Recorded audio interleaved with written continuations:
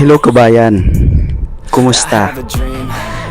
Ito pala si Kabayan, 14 years na nagtatrabaho dito sa Dubai as an OFW. So, mahirap bilang isang OFW yung malayo ka sa iyong pamilya, sa iyong mga magulang, sa mga mahal mo sa buhay. Pero kailangan mong kumayod, magtrabaho para sa kanilang kinabukasan at syempre para rin sa iyong future.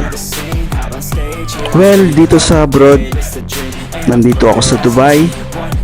So, hindi puro trabaho lang naman yun ang ginagawa natin. Syempre, kailangan din natin mag-relax pag may time.